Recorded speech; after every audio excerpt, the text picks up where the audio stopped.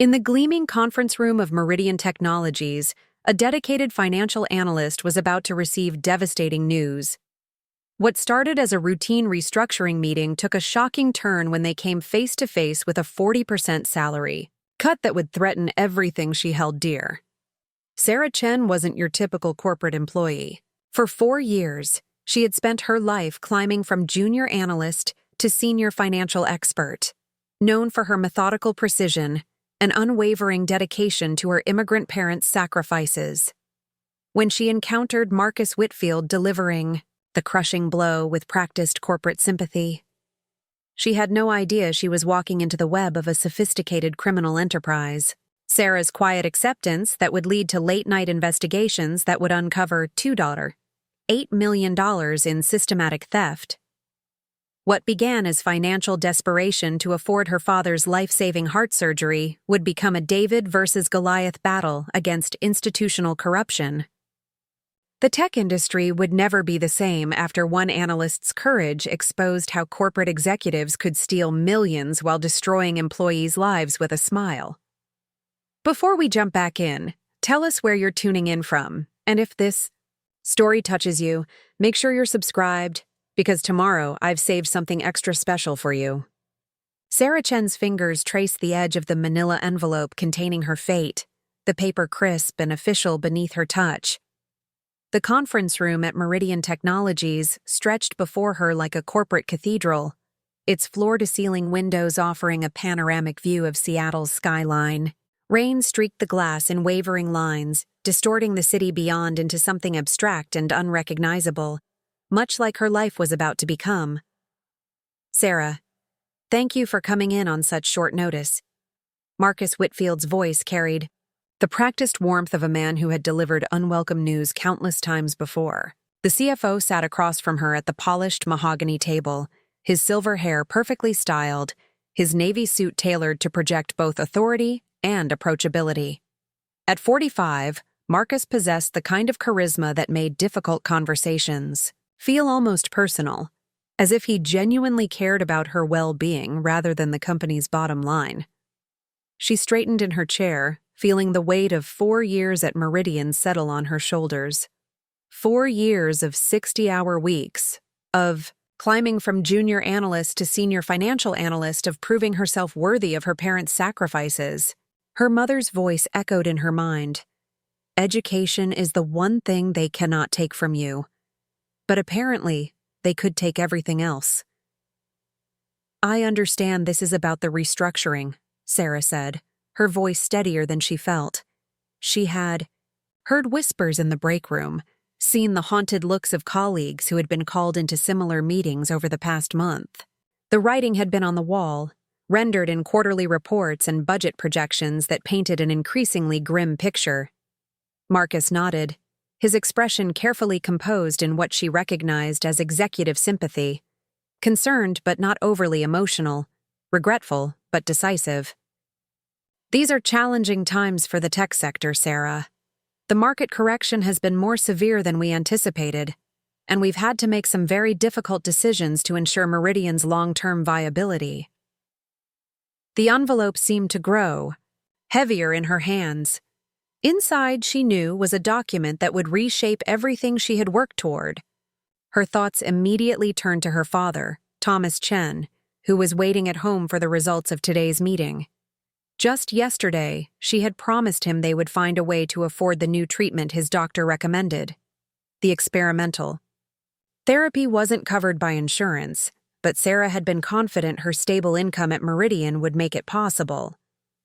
I want you to know that this decision wasn't made lightly, Marcus continued, leaning forward slightly. Your work has been exemplary. Your analysis of the Q3 revenue projections was particularly insightful, and your attention to detail has saved the company significant resources over the years. But, Sarah thought, knowing the word was coming before he spoke it. But we need to reduce our operational costs by 15% across all departments. Unfortunately, that means we're implementing salary adjustments for several key positions, including yours. She opened the envelope with deliberate care, though her hands trembled slightly. The official letterhead seemed to mock her as she scanned the document. The words blurred together. Effective immediately. Market conditions. Strategic restructuring. Until she reached the number that made her stomach clench. 40% reduction. 40%? The words escaped before she could stop them, her composure cracking for just a moment. Marcus's expression remained unchanged, as if he had expected this reaction. I know it seems significant, Sarah, but you're retaining your position and your benefits. Many companies are implementing layoffs entirely. We value your contribution too much to lose you. But not enough to pay me what I'm worth, she thought bitterly. The rational part of her mind quickly calculated the new salary. Barely enough. To cover her rent and basic expenses. Certainly not enough to support her father's medical needs, or the small monthly payments she made to help her mother with household costs. How many others are affected? She asked, finding her voice again. Several employees across different departments. I can't discuss specific details, but I can tell you that everyone is making sacrifices to ensure we weather this storm together. Sarah nodded slowly, though she suspected her cut was among the most severe. As a senior analyst without direct reports, she occupied a vulnerable position, too valuable to fire, too expendable to protect. The perfect target for cost-cutting measures that would barely register on the executive floor, but would devastate her personally. I appreciate your transparency, Marcus. When does this take effect? With your next paycheck. I know this is a lot to process, so please take the rest of the day to absorb the news. HR will schedule a follow-up meeting to discuss any questions about your benefits or the transition. She gathered her composure, drawing on the stoic resilience her parents had modeled throughout her childhood. Her father had rebuilt his life in America after losing everything in Taiwan, working 16-hour days in restaurant kitchens while learning English from television programs. Her mother had cleaned office buildings at night while raising 3 children during the day. They had sacrificed their comfort, their pride, their dreams so that Sarah could have opportunities they never imagined.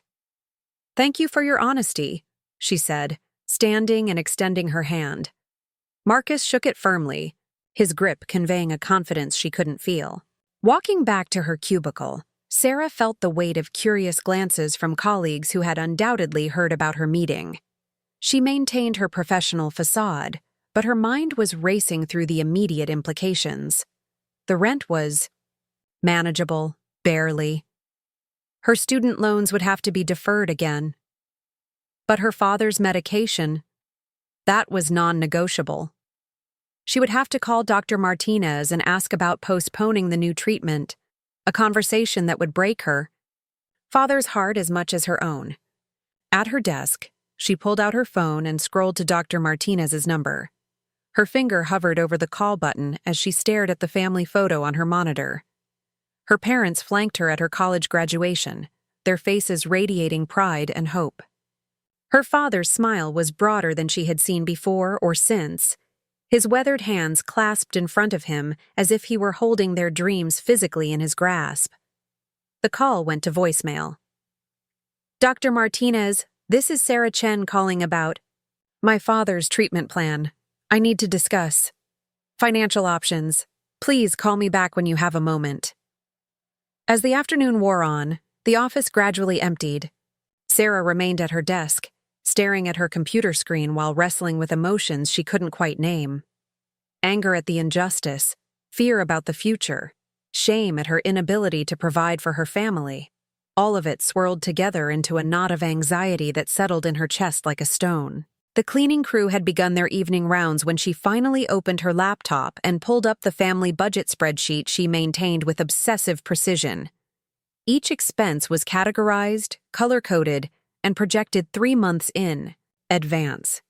She had always prided herself on her financial discipline, but as she adjusted the income column to reflect her new reality, the numbers painted a stark picture.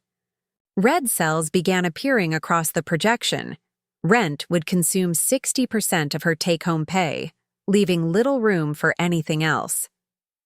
Her father's current medications would exhaust most of the remainder, making the new treatment impossible. without dipping into the emergency fund she had painstakingly built over the past 2 years.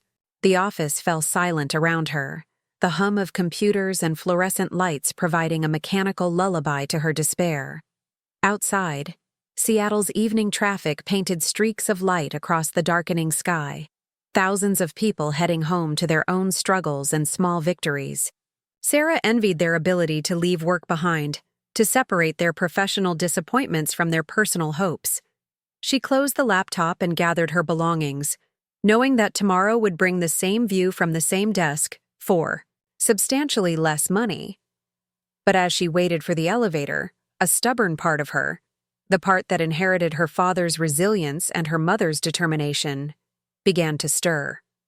If Meridian valued her analytical skills enough to keep her employed, perhaps those same skills could help her understand exactly why the company was cutting costs so dramatically. The elevator doors opened with a soft chime, and Sarah stepped. Inside, her reflection multiplied in the polished steel walls. She looked tired, older than her 29 years, but there was something else in her expression, a flicker of the curiosity that had driven her to excel in financial analysis. Numbers didn't lie, but they could be manipulated, hidden, or misrepresented. If Meridian was truly struggling, the evidence would be in the financial records she accessed every day. As the elevator descended toward the parking garage, Sarah made a quiet decision that would change everything. She would work longer hours, not just to justify her reduced salary, but to understand the real financial picture of Meridian Technologies.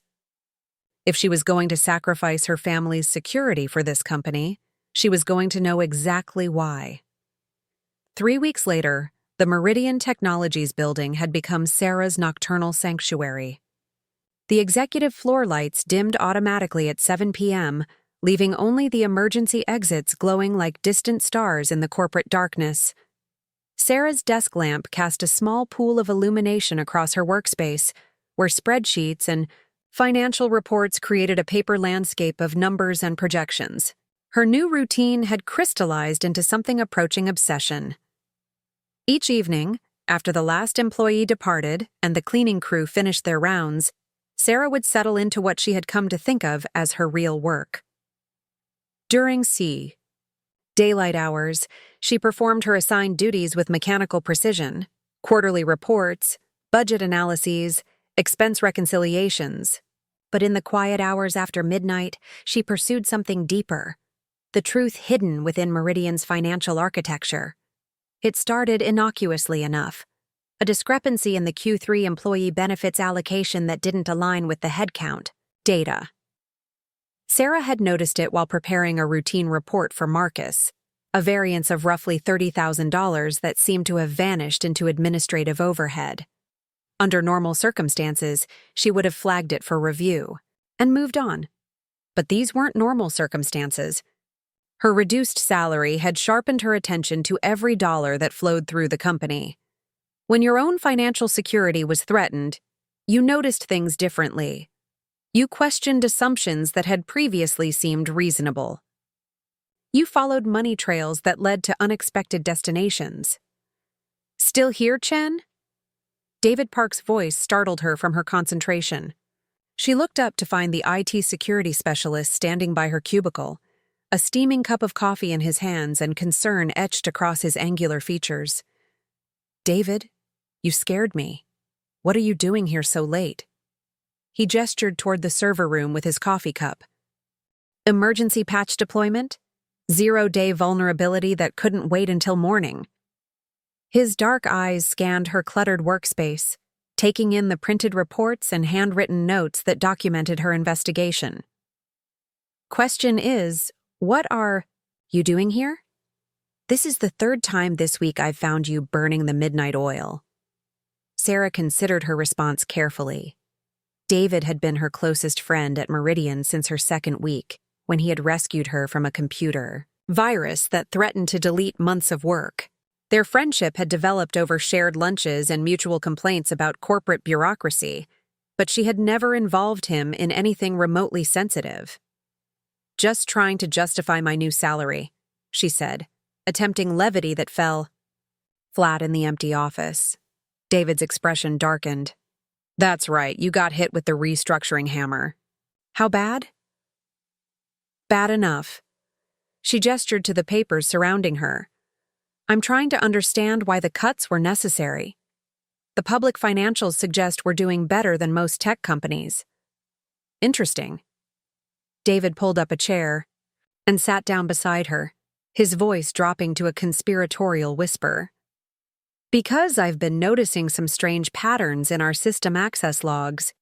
Financial servers getting hit with queries at odd hours, usually when the CFO's credentials are active.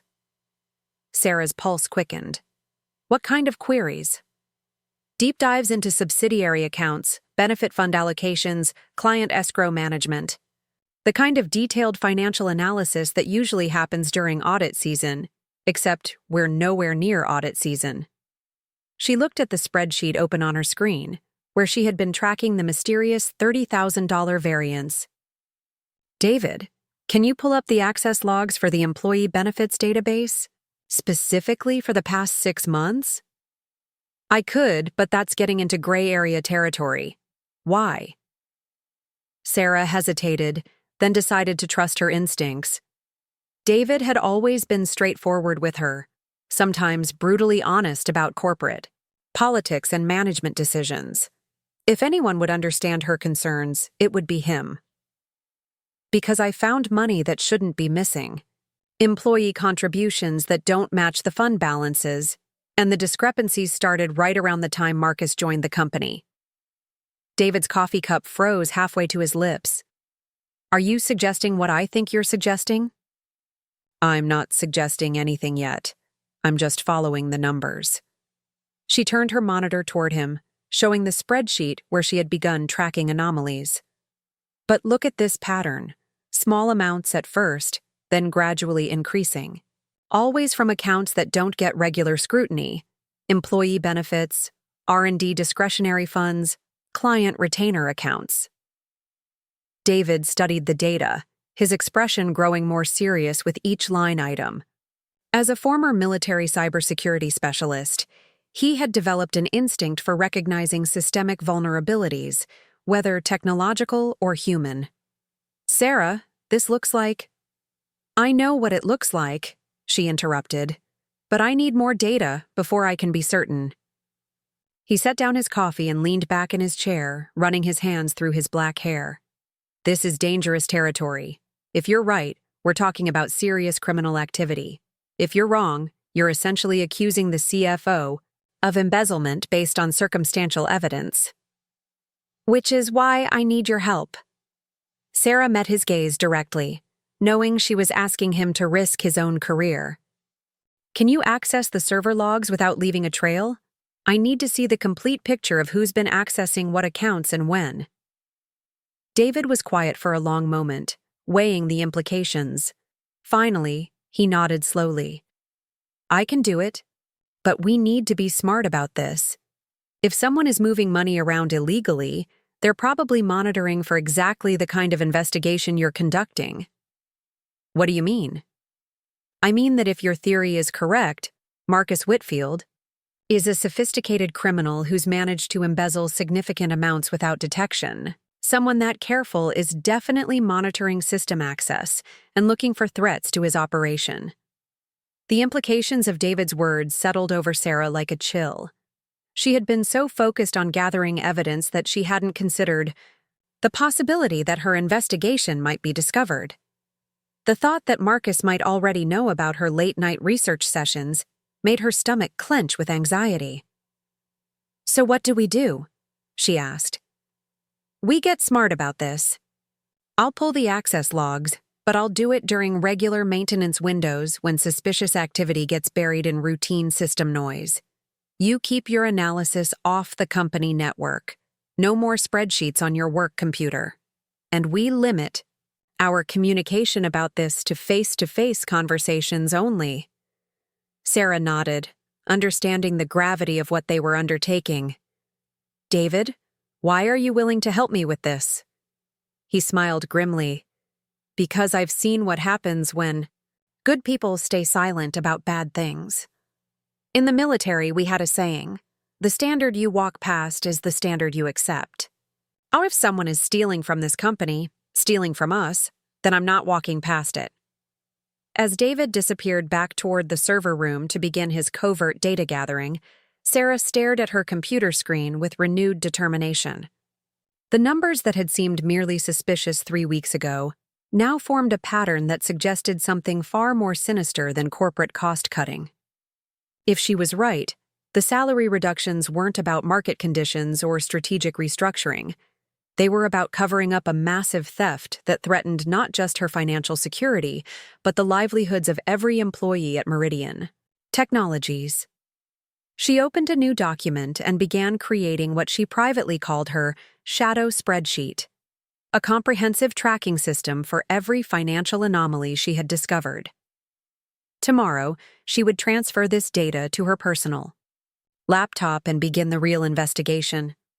Tonight, she would prepare for a battle she was only beginning to understand. The building settled around her with the quiet creaks and whispers of a structure at rest, but Sarah Chen was just getting started. The coffee shop 3 blocks from Meridian Technologies had become Sarah's unofficial office. Every morning before work, she would claim the corner table with the broken Wi-Fi, a digital dead zone that forced her to work offline, away from corporate networks and prying eyes. Her personal laptop sat open beside a legal pad covered in handwritten notes, creating an analog-digital hybrid workspace that felt both primitive and revolutionary. 2 weeks had passed since David provided her with the server access logs, and what she had discovered made her original suspicions seem naive. The $30,000 discrepancy that had started her investigation was merely the tip of an iceberg that extended far deeper into Meridian's financial structure than she had imagined possible. Sarah took a sip of her third espresso and stared at the screen displaying her shadow spreadsheet, now grown to encompass 14 separate worksheets tracking different aspects of what she had come to think of as the Marcus problem. The pattern was elegant in its complexity, sophisticated enough to avoid detection by routine audits, but simple enough for one man to execute without accomplices. It began with shell companies. Marcus had created a network of 7 subsidiary corporations, each with legitimate-sounding names that suggested technology consulting or research partnerships. Quantum Analytics Solutions, Digital Infrastructure, Partners, Meridian Consulting Consortium. To anyone conducting a surface-level review, these appeared to be standard business relationships, outsourced services that helped Meridian maintain its competitive edge. But Sarah's deep dive into the financial flows revealed a different story. Money flowed into these subsidiaries from Meridian's accounts: employee benefit contributions, R&D funding, client retainer accounts, even portions of the insurance premiums. The amounts were carefully calibrated to avoid triggering automatic compliance reviews, never exceeding the thresholds that would require board approval or external auditing. Preparing and narrating this story took us a lot of time, so if you are enjoying it, subscribe to our channel. It means a lot to us. Now, back to the story. From there, the money disappeared into offshore accounts in the Cayman Islands and Switzerland, jurisdictions chosen specifically for their banking secrecy laws. Sarah had spent hours researching financial privacy regulations, teaching herself the fundamentals of money laundering and corporate fraud. The education was both fascinating and terrifying. What made Marcus's scheme particularly insidious was its impact on the employees. Sarah had cross-referenced her salary reduction with similar cuts across different departments, and the pattern was clear. Marcus was systematically reducing compensation to cover the growing gaps in the company's accounts. The employees weren't just victims of embezzlement. They were unwitting accomplices, their reduced salaries providing the cover story for missing funds. Her own benefit contributions, she discovered, had been diverted for the past 18 months. The money deducted from her paycheck for health insurance, retirement savings, and disability coverage had been funneled through Quantum Analytics Solutions before disappearing into Marcus's personal accounts. She was paying for her own father's inability to receive proper medical care. The realization hit her like a physical blow. Sarah pushed back from the table and walked to the coffee shop's window, staring out at the morning commuters hurrying past on their way to jobs they believed provided security and benefits. How many of them, she wondered, were being systematically robbed by the executives they trusted? Her phone buzzed with a text from David. Found something. Lunch at Pike Place? An hour later, they met at a seafood stand overlooking Elliott Bay. David handed her a USB drive disguised as a keychain, his expression grim. Transaction logs. Going back 5 years, he said quietly, watching tourists mill around the famous fish market. Everything Marcus has accessed, every account he's touched, every transfer he's authorized. Sarah, this is bigger than we thought. How much bigger? Try $8 million bigger. That's the total I calculate has been moved through those shell companies you identified. And there's something else. Gambling debts. Sarah's heart pounded. What do you mean? I did some digging into Marcus's personal finances, public records, divorce filings, credit reports. The guy is drowning. He owes serious money to some very serious people. High-stakes poker games, sports betting, casino markers. We're talking about debts that get people's legs broken if they don't pay up. The pieces clicked into place with sickening clarity. Marcus wasn't just a greedy executive skimming profits. He was a desperate man stealing to survive. That made him infinitely more dangerous. There's more, David continued. His divorce settlement requires him to pay his ex-wife a lump sum of $2 million by the end of this year, or she gets half his Meridian stock options. He's been liquidating everything, but it's not enough. So he's accelerating the embezzlement to meet the deadline, Sarah concluded. Exactly. Which means the salary cuts are going to get worse, a lot worse. He needs to free up more cash flow to cover his tracks, and the easiest way to do that is to reduce payroll expenses. Sarah thought about her colleagues, Elena Rodriguez, struggling to support her daughter as a single mother, the junior analysts barely making rent, the support staff who depended on their benefits for basic health care. Marcus was destroying dozens of lives to save his own skin. We have to stop him, she said. David nodded, but his expression remained troubled. The question is how. We can't go through normal corporate channels. Marcus controls the financial reporting structure. We can't trust HR or legal. They report to him. And if we go external too early, he'll have time to destroy evidence and frame us for the crimes. What about Robert Meridian? He founded this company. Surely he'd want to know. Maybe. But think about what we're asking him to believe. That his trusted CFO, a man he's worked with for 5 years, is a criminal who's been stealing millions right under his nose. CEOs don't like admitting they've been that thoroughly fooled.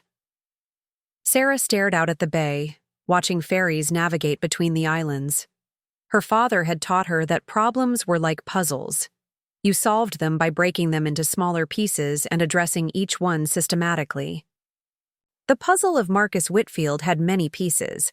The stolen money, the shell companies, the gambling debts, the accelerating timeline, the institutional protections that shielded him from scrutiny.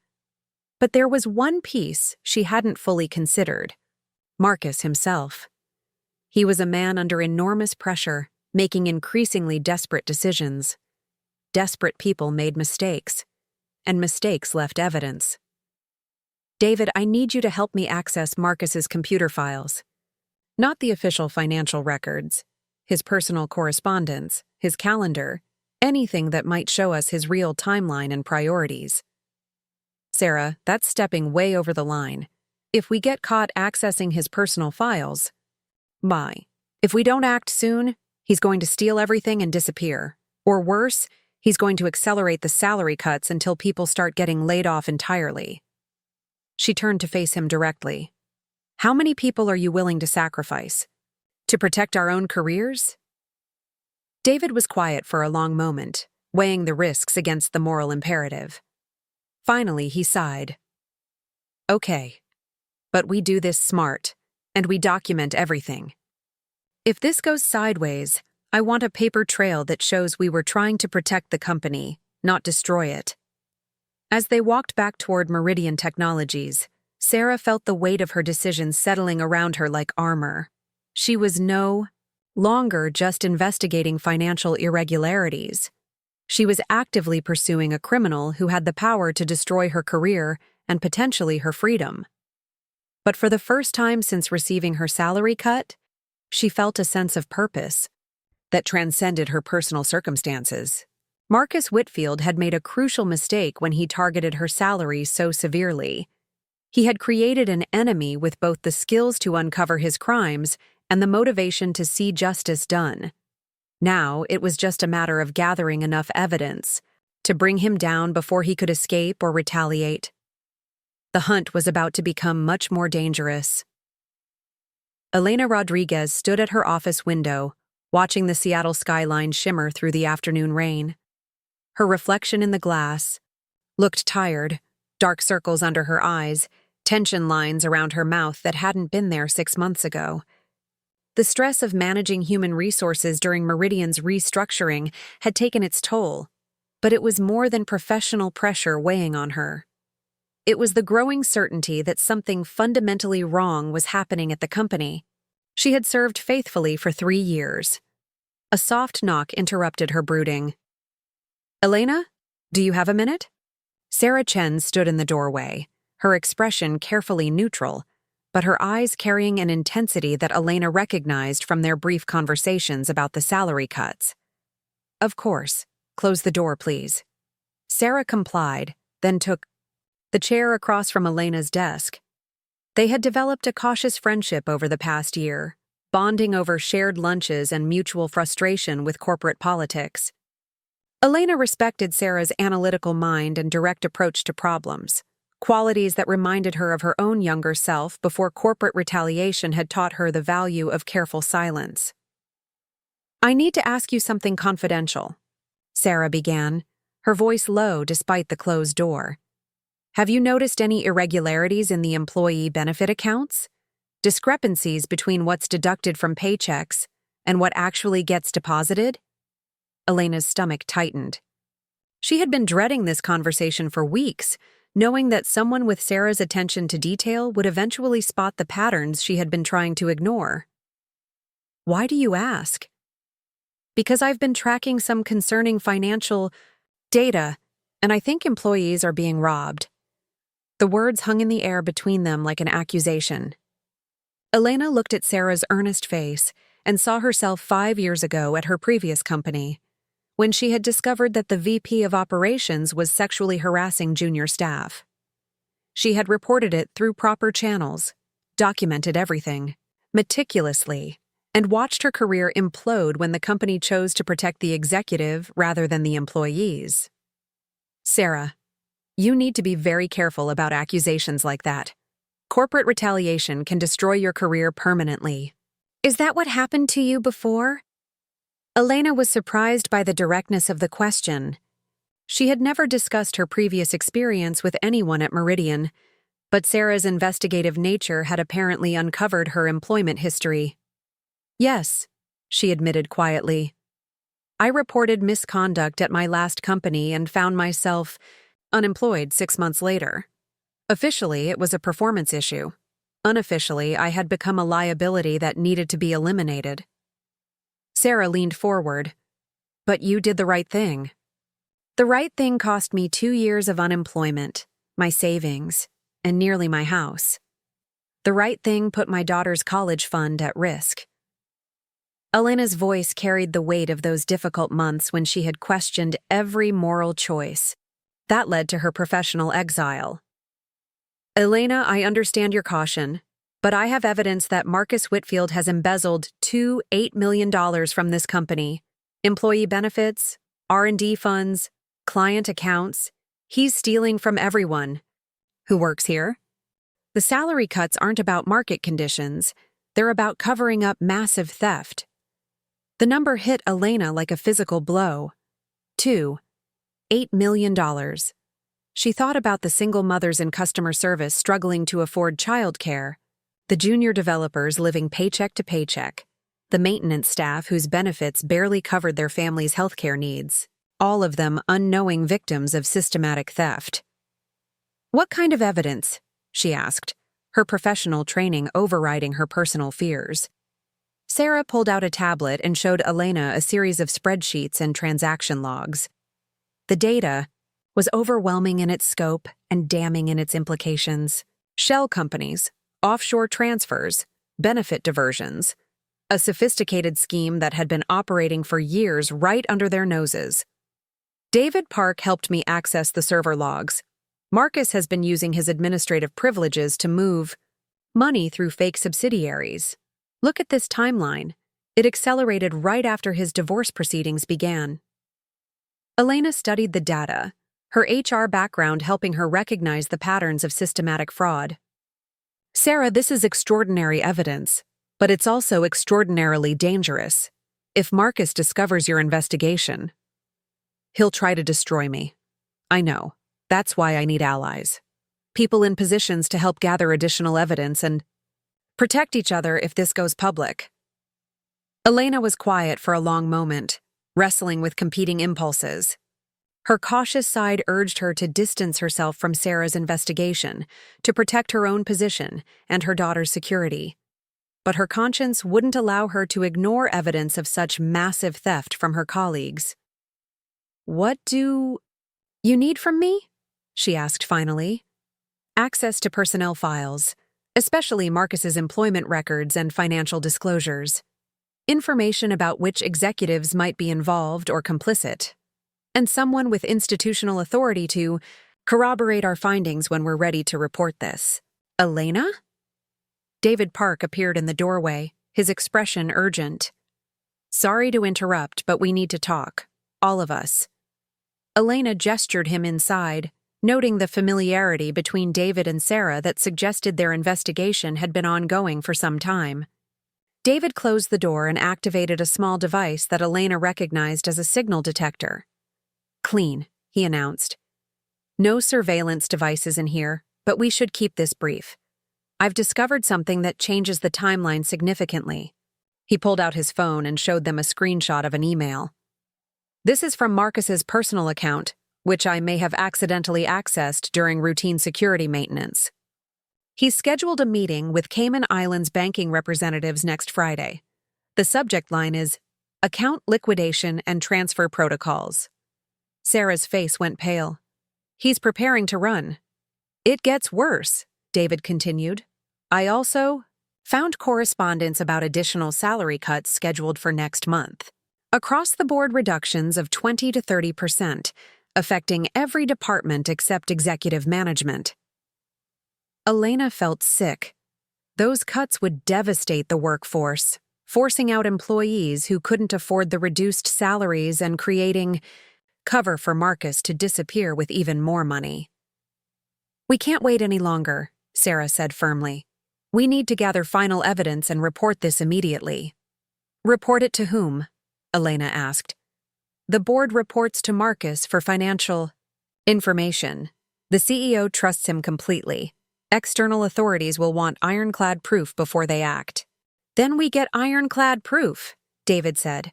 "I can access his personal files remotely, but I'll need a distraction.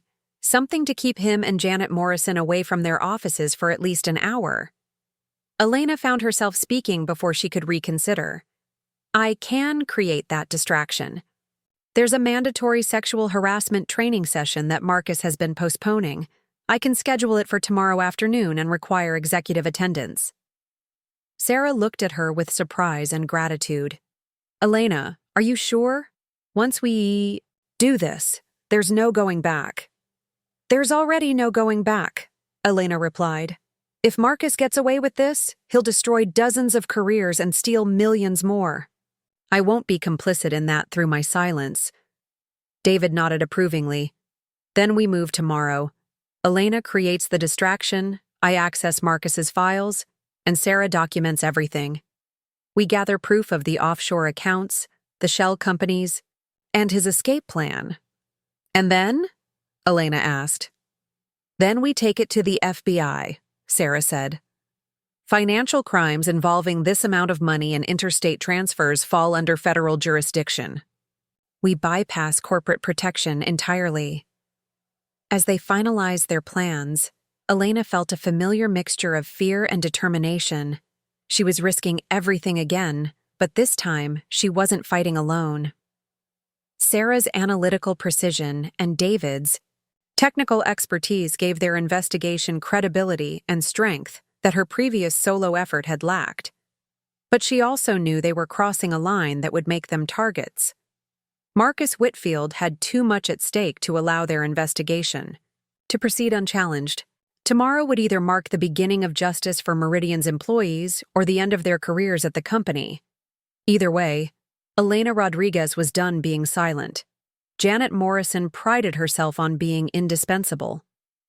In 8 years as Marcus Whitfield's executive assistant, she had cultivated an almost supernatural awareness of his needs, preferences, and routines. She arrived at the office 30 minutes before him each morning, stayed 15 minutes after he left each evening, and maintained his calendar with the precision of a Swiss timepiece. Marcus often joked that she knew his schedule better than he did, and Janet took that as the highest compliment possible, which was why the anomaly bothered her so much. It started small, Sarah Chen working unusually late hours for the past month, her desk lamp glowing like a beacon in the darkened finance department. Janet's office had a clear view of the cubicle farm, and she had noticed Sarah's extended presence during her own late-night work sessions. At first, she attributed it to the salary reduction. Dedicated employees often compensated for financial stress by working harder, hoping to prove their value to management. But then came the conversations. Janet had excellent hearing, a trait that had served her well in her role as executive assistant. She overheard things, fragments of phone calls, hallway discussions, elevator exchanges. Most were meaningless corporate chatter, but some caught her attention with their unusual intensity or secretive tone. 3 days ago, she had heard Sarah talking quietly with David Park near the copy machine.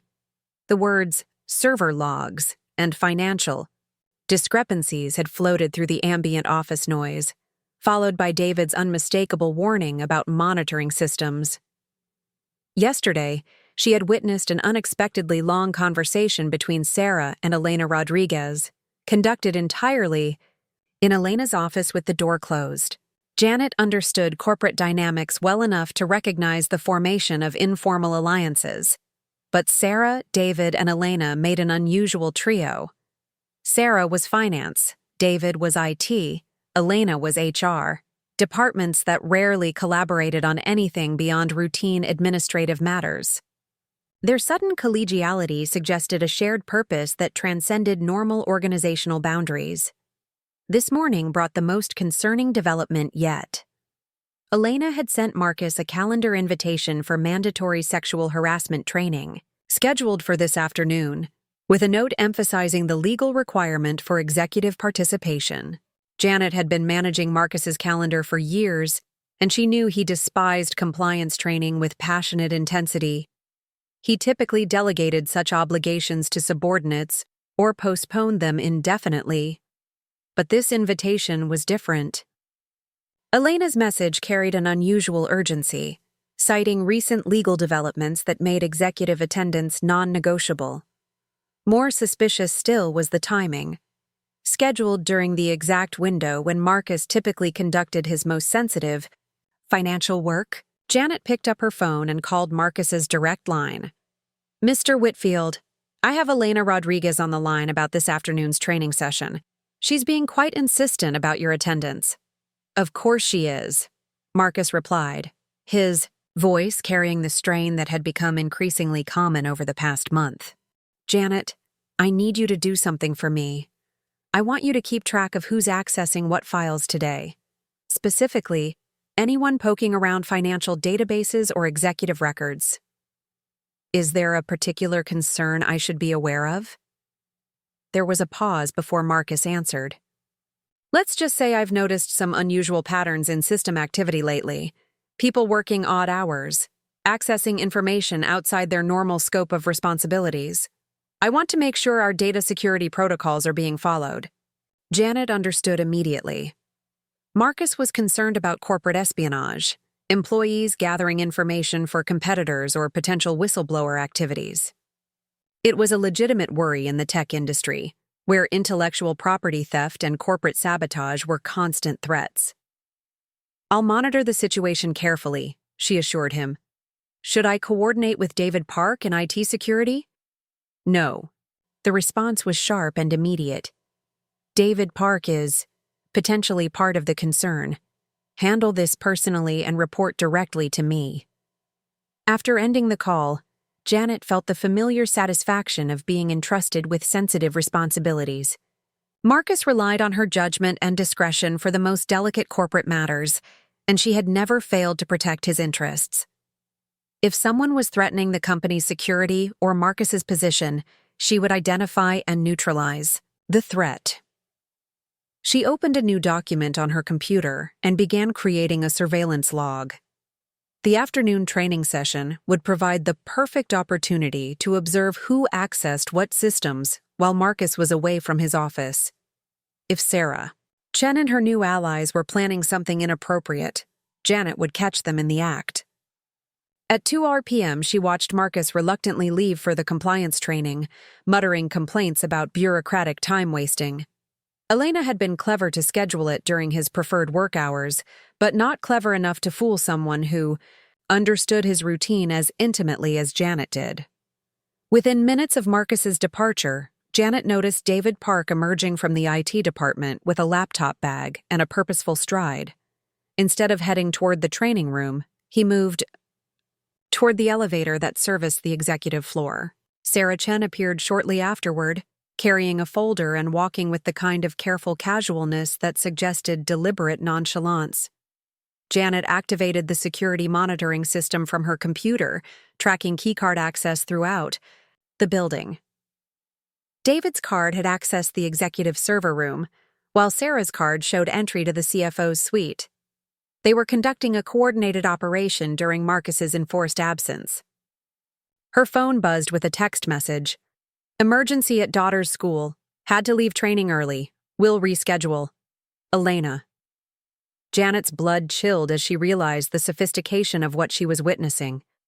Elena hadn't left due to an emergency. She had created a diversion to get Marcus out of the office, then provided herself with an alibi to avoid suspicion.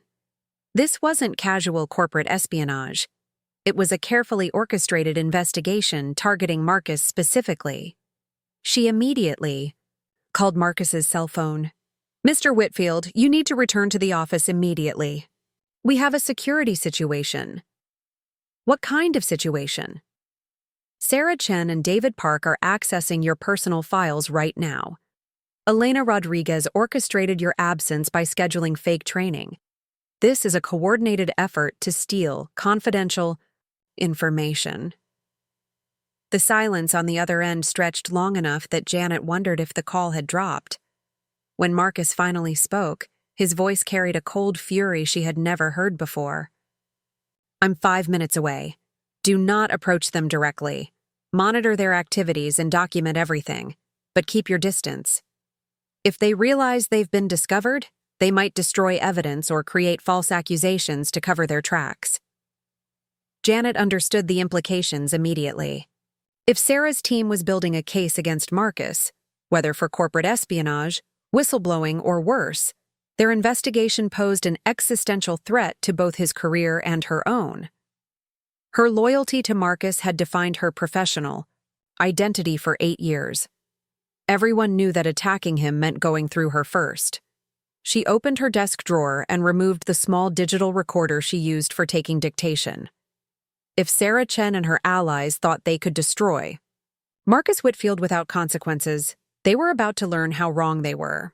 The hunter was about to become the hunted, but Janet Morrison would make sure they understood who controlled this corporate battlefield. As she positioned herself to observe their activities, Janet felt the satisfying clarity that came with defending someone she respected against unwarranted attack. Marcus had mentored her, promoted her, and trusted her with his most sensitive responsibilities. She would not allow ungrateful employees to repay his leadership with betrayal. But as she watched Sarah Chen work with desperate intensity at Marcus's computer, Janet couldn't shake a nagging question that threatened her certainty. What exactly were they so desperate to find?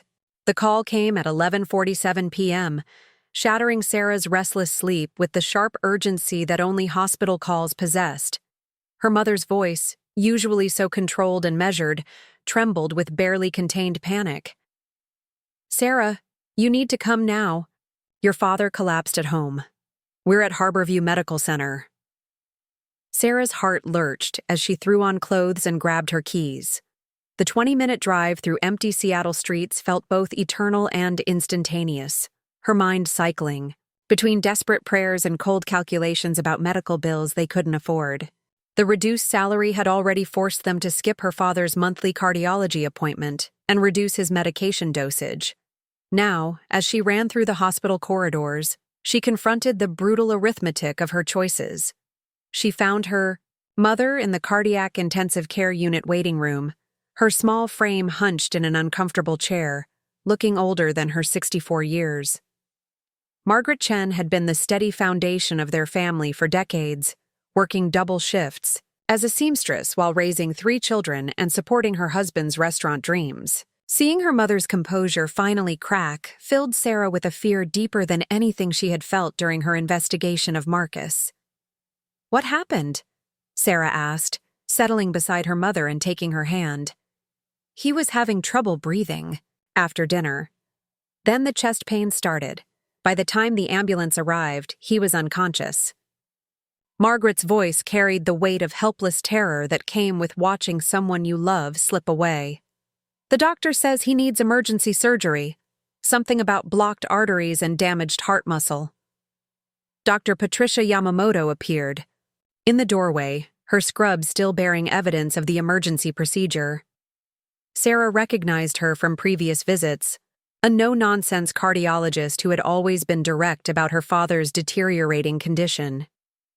"Ms. Chen, I need to speak with you about your father's treatment options."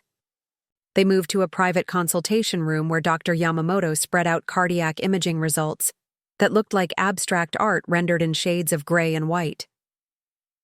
"Your father has suffered a significant heart attack. We've stabilized him for now, but he needs immediate surgical intervention, a triple bypass to restore blood flow to his heart muscle." "What are his chances without the surgery?" Sarah asked, though she dreaded the answer. "Without intervention, he has perhaps 6 months. With surgery and proper follow-up care, he could have years of good quality life ahead of him." Margaret gripped Sarah's hand tighter. "Then we do the surgery, whatever it costs." Dr. Yamamoto's expression grew uncomfortable. "I need to be direct about the financial realities. The surgery and recovery will cost approximately $180,000. Your father's insurance will cover about 60%, leaving you responsible for roughly $72,000. Additionally, he'll need specialized cardiac medications and rehabilitation that will cost about $2,000 per month indefinitely." The numbers hit Sarah like physical blows. Even with her original salary, those costs would have been challenging. With her reduced income, they were impossible. She found herself staring at the cardiac images, seeing not just her father's damaged heart, but the collision of 2 moral imperatives that threatened to tear her apart. "How much time do we have to decide?" she asked. "The surgery needs to happen within the next 48 hours for optimal outcomes. Any longer, and we risk additional heart muscle damage that could be irreversible." After Dr. Yamamoto left, Sarah and her mother sat in silence, surrounded by the antiseptic smell of the hospital and the distant sounds of medical equipment. Margaret finally spoke, her voice barely above a whisper. "Sarah, I know about the salary. Your father told me last week. He's been worrying about being a burden on you." The admission broke something inside Sarah. "Mom, you're not burdens. You're the reason I work so hard. Everything I've achieved is because of the sacrifices you and Dad made. And we're proud of you, but we won't let you destroy your future to save ours. If we can't afford the surgery. No. Sarah's voice carried a steel her mother had rarely heard. We're going to afford it. I just need to figure out how.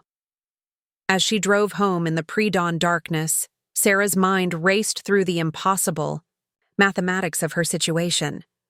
Her emergency fund contained $18,000, barely enough to cover the surgery deposit. She could liquidate her small retirement account, borrow against her car, maybe ask Elena for the personal loan she had offered.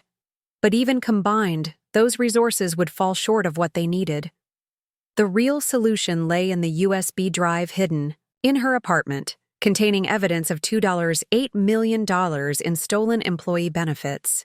Marcus had diverted her own retirement contributions and health insurance premiums for months. The money he had stolen from her alone would easily cover her father's medical costs. The money stolen from all the employees could fund a small hospital. But accessing that justice required time she didn't have. The FBI investigation would take months to conclude, followed by years of legal proceedings before any restitution occurred. Her father needed surgery in 48 hours, not in 2 years. Sarah pulled into her apartment parking lot and sat in her car, staring at the building where she had spent countless nights documenting Marcus's crimes. Through her living room window, she could see the glow of her laptop screensaver, cycling. Through photos that included her parents' proud faces at her college graduation, the choice crystallized with brutal clarity. She could abandon her investigation, liquidate everything she owned, and hope it was enough to save her father's life. Or she could accelerate her timeline, take unprecedented risks to expose Marcus immediately, and gamble that justice could somehow be served quickly enough to matter. Her phone buzzed with a text from David. "Are you okay? Haven't heard from you since yesterday's close call with Janet." She stared at the message, remembering how they had barely escaped Marcus's office with the evidence intact.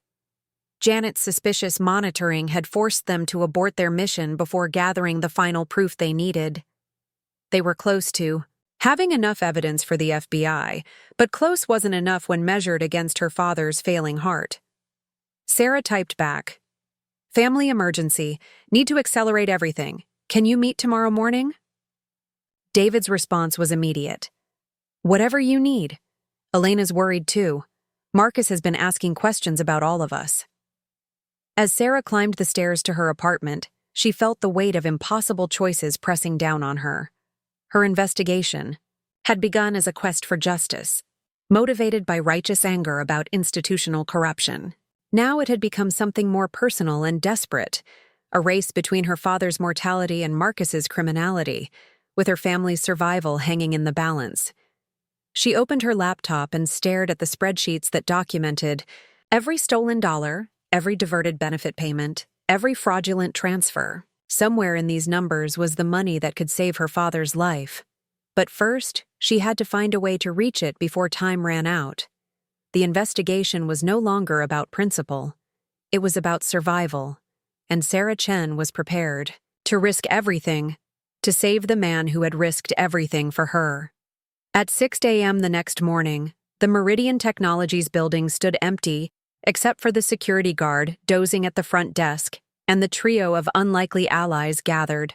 In Conference Room B on the 3rd floor, Sarah had chosen the location carefully, far enough from Marcus's executive suite to avoid detection, but with access to the secure network connections they would need for their final operation. David spread a building schematic across the conference table, marking security camera locations with red X's and network access points with blue circles. Elena provided a detailed schedule of Marcus's Friday routine, including his 9 a.m. meeting with potential investors and his 11 a.m. conference call with the Cayman Islands banking representatives that they had discovered in his intercepted emails. "This is our last chance," Sarah said, her voice carrying the weight of her father's ticking clock. "Marcus is planning to liquidate his offshore accounts and disappear. If we don't get final proof today, he'll be gone by Monday with all the money. And we'll be left holding the bag," David added grimly.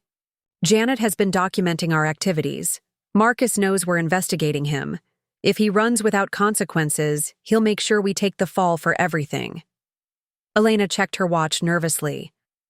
The security logs show Marcus typically arrives by 7:30 a.m. on Fridays. That gives us 90 minutes to access his private files, copy the offshore banking records, and document his escape plan. The plan they had devised was elegant in its simplicity, but terrifying in its risks. Elena would create a building-wide fire alarm test, forcing everyone to evacuate to the parking lot for 30 minutes. During the evacuation, David would use his IT credentials to access Marcus's computer remotely, while Sarah physically entered his office to photograph documents that couldn't be accessed electronically. "What about Janet?" Sarah asked. "She's been watching us like a hawk." "I've got that covered," Elena replied with a grim smile. "I'm scheduling her for mandatory emergency response coordinator training during the fire drill. She'll be required to monitor the evacuation from the parking lot, standard protocol for executive assistants." David connected his laptop to the conference room's network port and began running diagnostic tests on the building's security systems. "I can loop the camera feeds for the executive floor, but only for about 20 minutes before the system automatically resets. After that, we're visible again." Sarah felt her phone vibrate with a text from her mother. "Surgery scheduled for tomorrow morning. Deposit required by 6 p.m. today, $25,000. The message hit her like a physical blow. $25,000. In less than 12 hours, or her father's surgery would be postponed indefinitely. Dr. Yamamoto had been clear about the risks of delay. Every hour that passed reduced his chances of full recovery. "Sarah, are you okay?" Elena asked, noticing her distress. "I need this to work today, not next week, not after a lengthy investigation. Today." She showed them the text message, watching their expressions shift from concern to understanding. David closed his laptop with decisive finality. "Then we make it work. Elena, trigger the fire alarm in exactly 15 minutes. Sarah, once the evacuation starts, you have 20 minutes maximum in Marcus's office. I'll provide remote support and watch for any signs that he's returning early." They synchronized their watches like commandos preparing for a military operation. In many ways, that's exactly what they were. Soldiers in a corporate war against institutionalized theft, fighting for the livelihoods of innocent employees and the life of Sarah's father. At 7:15 a.m., the fire alarm pierced the morning quiet with its insistent electronic wail. Elena's voice echoed through the building's PA system. "Attention all employees and visitors. This is a scheduled fire drill. Please proceed immediately to your designated evacuation areas in the parking lot." Sarah watched from the stairwell as Marcus emerged from his office, looking annoyed but compliant. Janet appeared beside him, checking her tablet and speaking into her radio with the officious authority of someone taking emergency procedures very seriously. They joined the stream of early employees filing toward the exits. "Building clear." David's voice crackled through Sarah's earpiece. "Camera loops active. You have 17 minutes. Sarah slipped into Marcus's executive suite, her heart pounding with a mixture of adrenaline and desperation. The office was exactly as she had imagined: expensive furniture, panoramic city views, and an air of authority that seemed to mock the employees struggling to survive on reduced salaries. Marcus's computer was password protected, but David had prepared for this contingency. "USB drive in the left pocket of your jacket," his voice guided her. "Plug it into the computer and I'll handle the rest." While David worked his technical magic remotely, Sarah turned her attention to Marcus's filing cabinets and desk drawers. Most were locked, but her methodical search revealed a hidden compartment behind a framed photograph of Marcus with various Seattle business leaders. Inside, she found a manila folder labeled "Retirement Planning" that contained documents far more damning than any retirement account statements. Handwritten notes detailed the shell company structures, including bank account numbers and authorization codes. A printed email exchange with a Cayman Islands attorney discussed asset protection strategies and client anonymization protocols. Most damning of all was a handwritten timeline showing Marcus's planned extraction, Liquidation of offshore accounts on Monday, resignation letter submitted Tuesday, flight to a non-extradition country on Wednesday. Sarah, we have a problem. David's urgent voice filled her earpiece. Marcus just left the evacuation area. Janet's covering for him, saying he's conducting a final safety check, but he's heading back inside. You have maybe 3 minutes. Sarah's hands shook as she photographed every document with her phone, the camera flash illuminating evidence that could save her father's life and protect hundreds of employees. Each image represented justice delayed too long, but finally within reach. Download complete, David announced. I've got everything from his computer, banking records, email correspondence, financial projections showing exactly how much he's stolen and where it's hidden. 30 seconds. Elena's voice joined the communication. Marcus is in the elevator. Sarah grabbed the physical documents and shoved them into her jacket, knowing that having both digital and hard copy evidence would be crucial for prosecuting the case. She slipped out of Marcus's office just as the elevator chimed his arrival on the executive floor. Hiding in the emergency stairwell, she listened to Marcus's footsteps approaching his office. Through the small window in the stairwell door, she watched him enter his suite and immediately move toward his desk. For a terrifying moment, she thought he might have discovered the breach, but he simply grabbed a file folder and returned to the elevator. Phase 1 complete, she whispered. Into her earpiece. I have everything. As the fire alarm finally ceased and employees began returning to the building, Sarah made her way to the parking garage where David and Elena waited beside her car. The USB drive containing Marcus's digital records felt like a lifeline in her pocket, while the photographed documents on her phone represented the smoking gun that would finally bring him to justice. So what now? Elena asked. Sarah looked at her phone, calculating the time remaining before her father's surgery deposit deadline. Now, we take this to the FBI and pray that justice moves faster than bureaucracy. But even as she spoke, Sarah knew that bringing down Marcus Whitfield was only half the battle.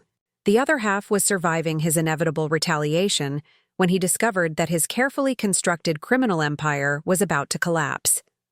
Special Agent Rebecca Martinez of the FBI's Financial Crimes Unit had seen countless whistleblower cases over her 15-year career, but few with the urgency that radiated from the young woman sitting across from her in the federal building's stark interview room. Sarah Chen had arrived with 2 allies and a USB drive that allegedly contained evidence of a $8 million embezzlement scheme, but her trembling hands and hollow eyes suggested something more personal than corporate justice was driving her. Ms. Chen, I need you to understand that financial crimes investigations typically take months to develop, sometimes years before arrests are made, Agent Martinez explained, spreading the printed documents Sarah had provided across the metal table. What you're showing me is compelling, but federal prosecutors require ironclad evidence before pursuing charges against corporate executives. How long?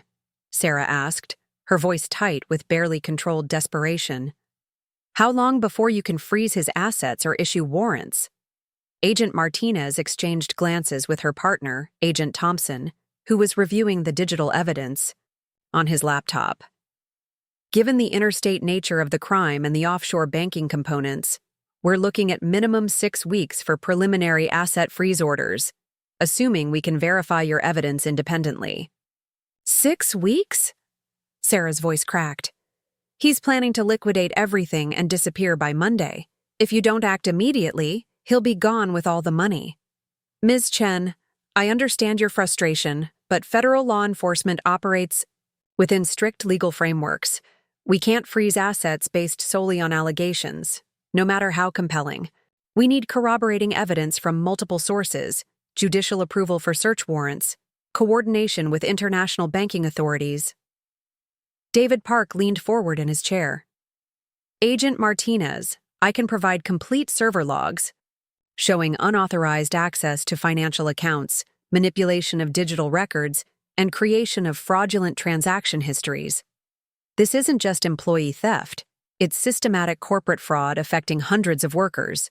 And I can Document HR violations, benefit diversions, and fraudulent reporting to state regulatory agencies, Elena Rodriguez added.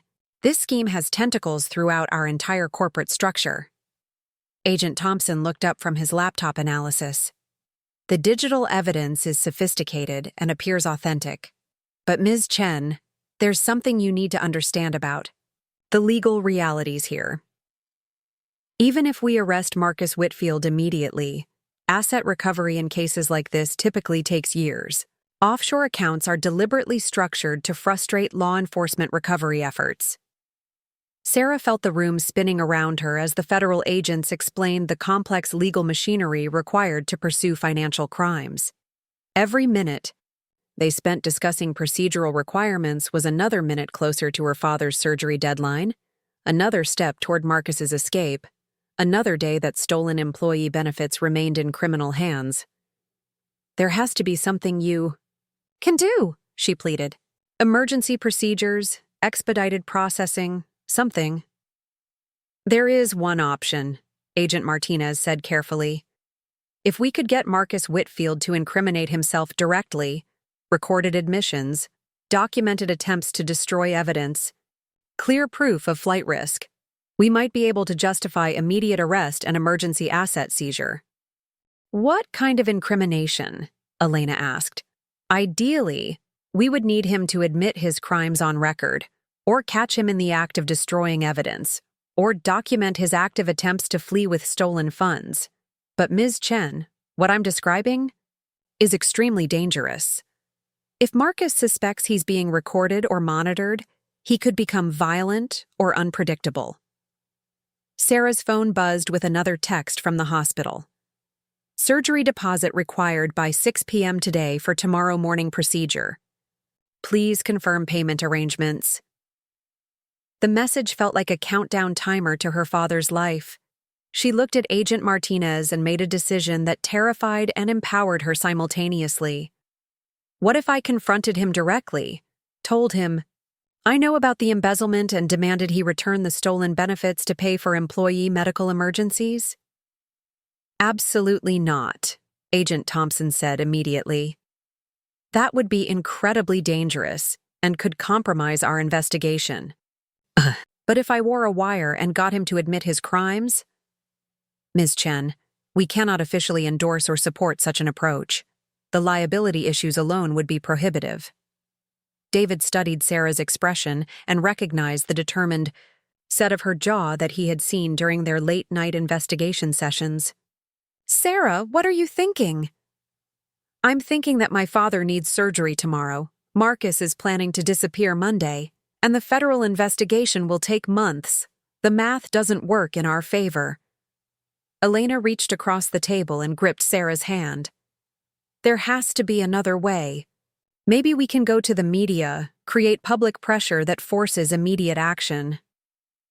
Media exposure would likely cause Marcus to accelerate his escape timeline, Agent Martinez warned.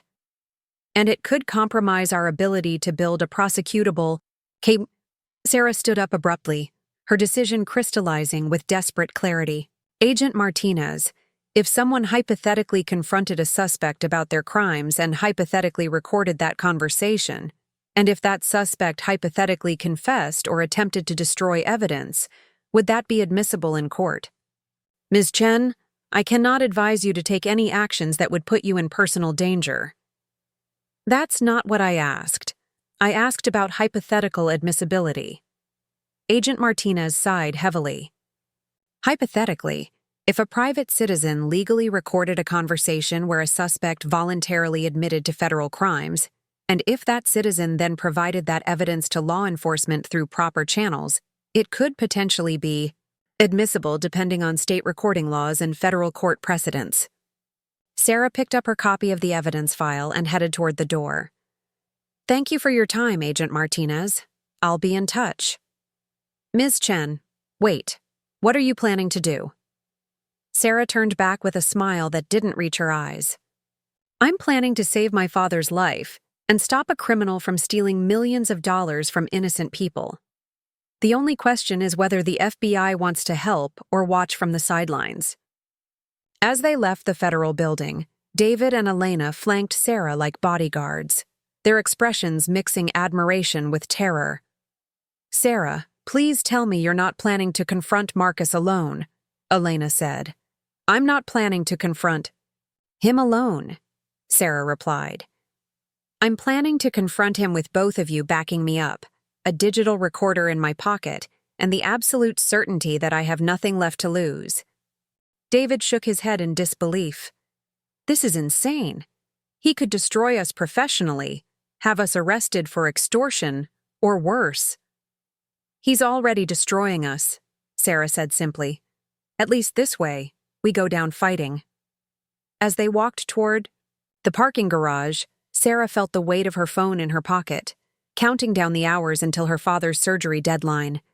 In 6 hours, she would either have the money to save his life, or she would have lost everything trying. But she had learned something crucial from her parents' sacrifices. Some things were worth risking everything for. Marcus Whitfield was about to discover that he had chosen the wrong employee to steal from. At 4:30 p.m., Marcus Whitfield sat in his executive office reviewing the Cayman Islands transfer authorizations that would secure his financial future. By Monday morning, $8 million would be safely beyond the reach of American law enforcement, deposited in accounts bearing the names of shell corporations that existed only on paper. His resignation letter was already drafted, his passport updated, and his new identity documents secured in a safety deposit box across town. The gentle knock on his door interrupted his planning. "Come in." Sarah Chen entered his office with the same quiet deference she had shown during their salary reduction meeting 6 weeks earlier. But Marcus noticed something different in her posture, a confidence that hadn't been there before, an intensity in her dark eyes that suggested purpose beyond routine business. "Sarah, what can I do for you?" he asked, closing the laptop containing his banking information and folding his hands on the desk with practiced corporate charm. "I need to discuss my father's medical situation with you," she said, taking the chair across from his desk without being invited to sit. "He requires emergency heart surgery, and I'm hoping Meridian might have some employee assistance programs that could help with the costs." Marcus felt a flicker of genuine sympathy. Employee medical emergencies were always tragic, and Sarah had been a dedicated worker despite her recent salary reduction. "I'm sorry to hear about your father's condition. What kind of assistance are you looking for?" "The surgery costs $180,000 with $72,000 not covered by insurance.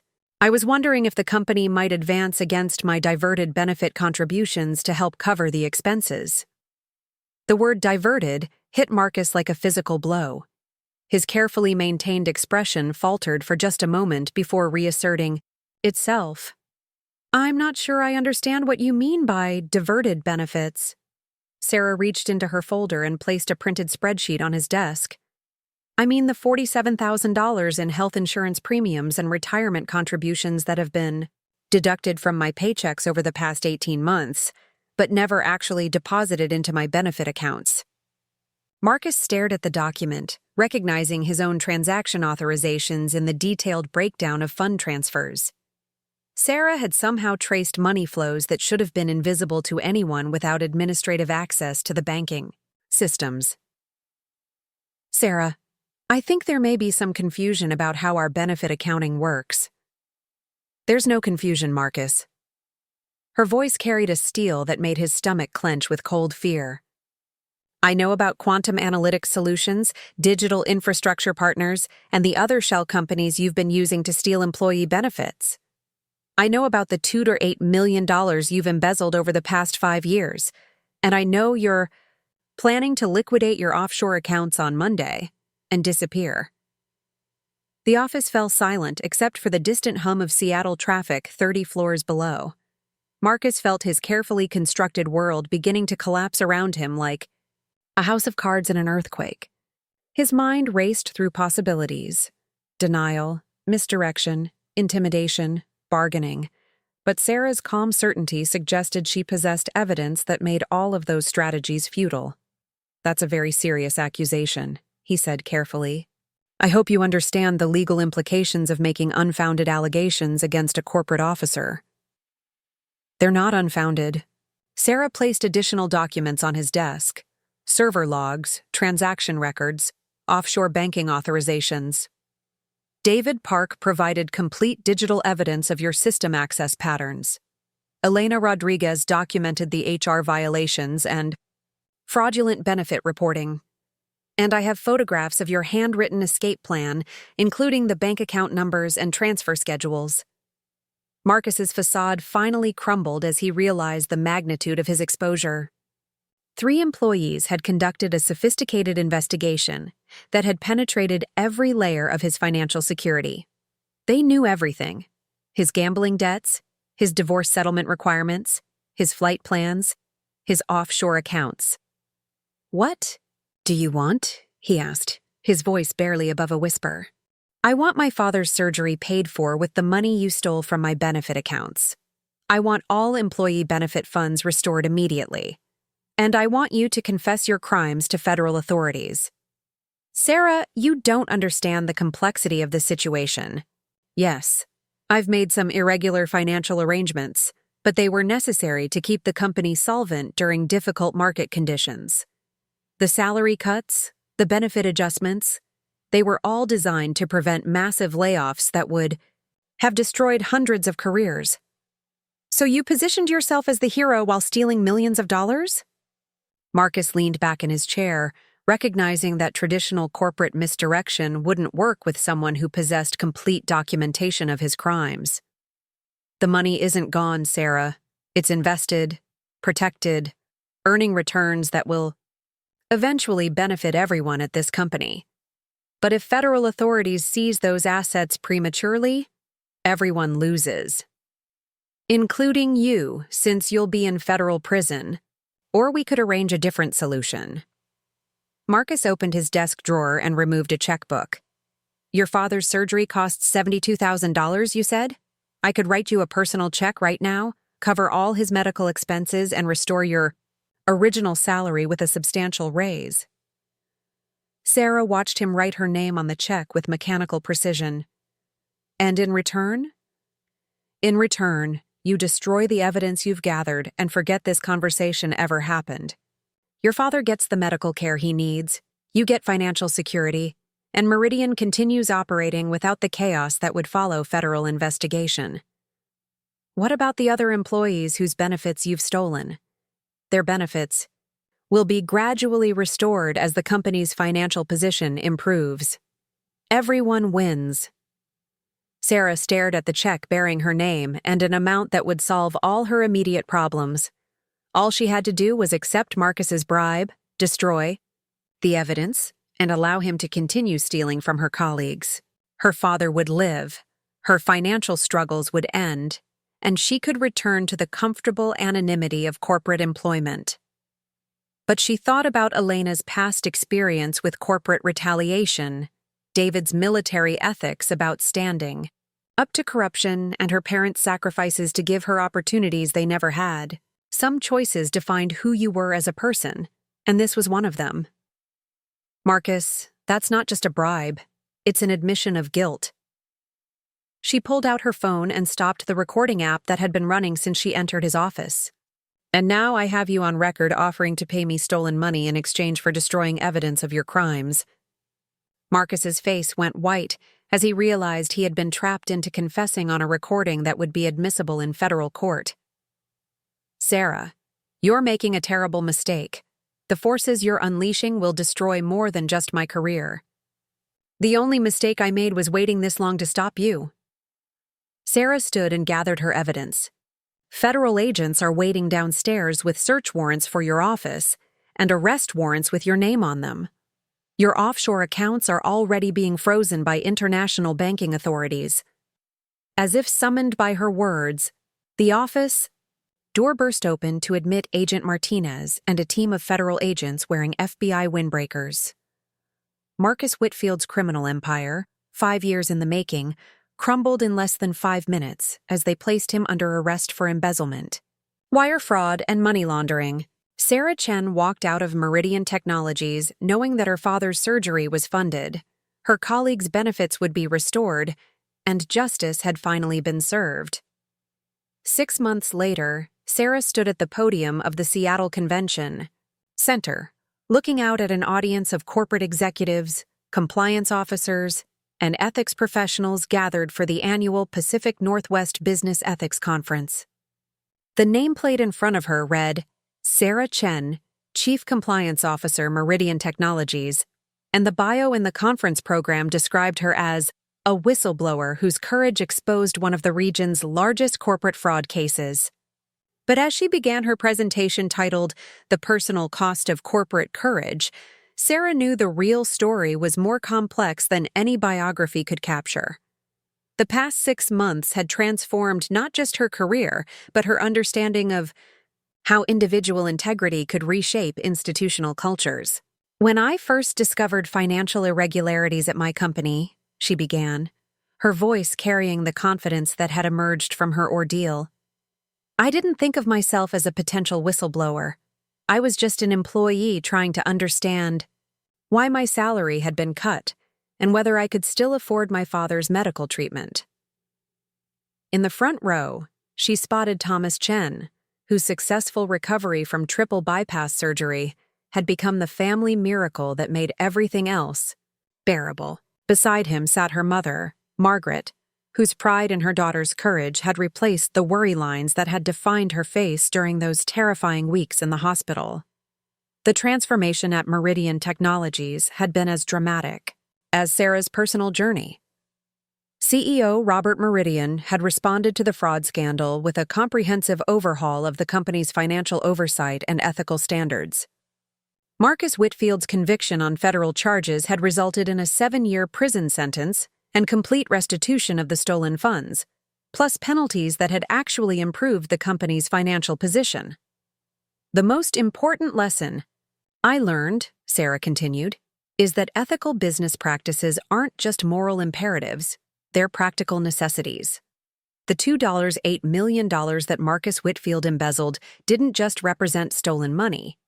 It represented stolen trust, stolen security, and stolen futures for the employees who depended on those benefits. Elena Rodriguez, now serving as Meridian's chief ethics officer, sat in the third row taking notes. Her transformation from cautious HR director to vocal advocate for employee rights had become one of the most remarkable aspects of the company's cultural shift. The employee assistance programs she had developed were being studied by other companies as models for supporting workers during personal crises. David Park had been promoted to Chief Information Security Officer, where his technical expertise in detecting financial irregularities had become the foundation for new industry standards in corporate fraud prevention. His cynicism about corporate politics had evolved into a pragmatic understanding that individual actions could create systemic change. But perhaps the most important outcome, Sarah said, clicking to a slide showing Meridian's improved employee satisfaction ratings, was the recognition that protecting employees isn't just the right thing to do. It's the smart thing to do. When workers trust that their benefits are secure and their concerns will be heard, productivity increases, turnover decreases, and innovation flourishes. The audience included several representatives from companies that had hired Sarah as a consultant to review their own financial controls and ethics programs. Her expertise in detecting sophisticated fraud schemes had become valuable intellectual property, turning her from victim into expert practically overnight. Even Janet Morrison had found redemption in the scandal's aftermath. Her detailed documentation of Marcus's activities, initially intended to protect him, had become crucial evidence in the federal prosecution. Her loyalty and attention to detail, redirected toward legitimate purposes, had earned her a promotion to executive assistant to the CEO, where she now helped implement the transparency measures that would prevent future fraud. The personal cost of speaking up was significant, Sarah acknowledged, her voice growing more intimate as she shared the emotional toll of her experience.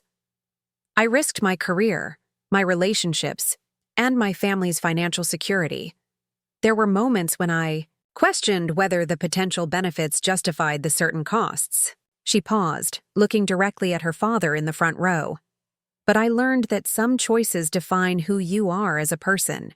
When you discover that someone is stealing from innocent people, from your colleagues, your friends, your community, staying silent becomes complicity." The Q&A session that followed was spirited and challenging. Corporate executives asked about balancing fiduciary duties with employee protection. Compliance officers wanted specific techniques for detecting sophisticated fraud. Ethics professionals explored the intersection of personal values and professional obligations. But the question that resonated most deeply came from a young financial analyst in the back row. How do you find the courage to risk everything when you're not sure you'll win?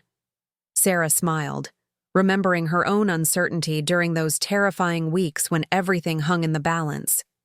You find courage by remembering that the alternative, living with the knowledge that you could have prevented harm but chose not to, is worse than any professional consequence you might face.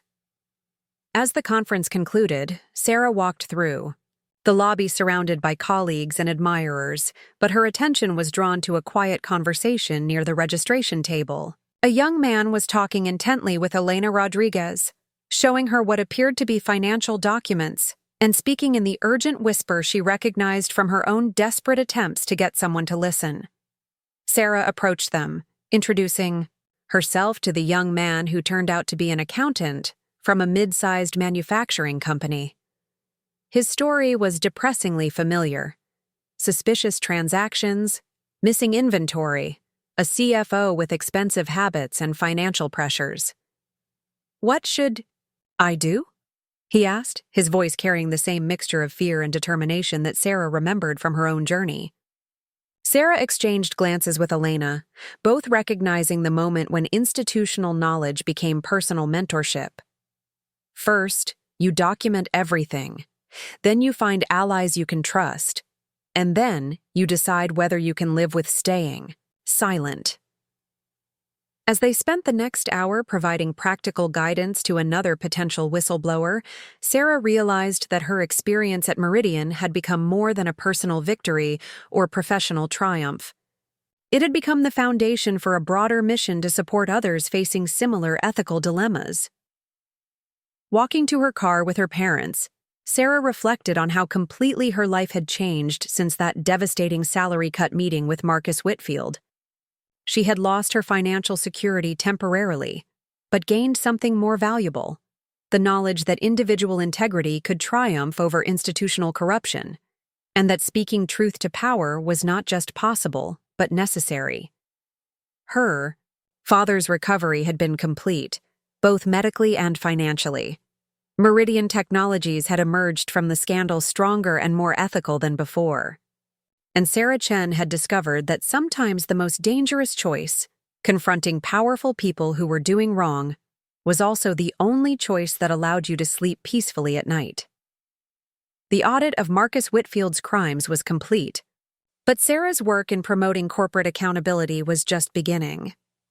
Up next, you've got 2 more standout stories right on your screen. If this one hit the mark, you won't want to pass these up.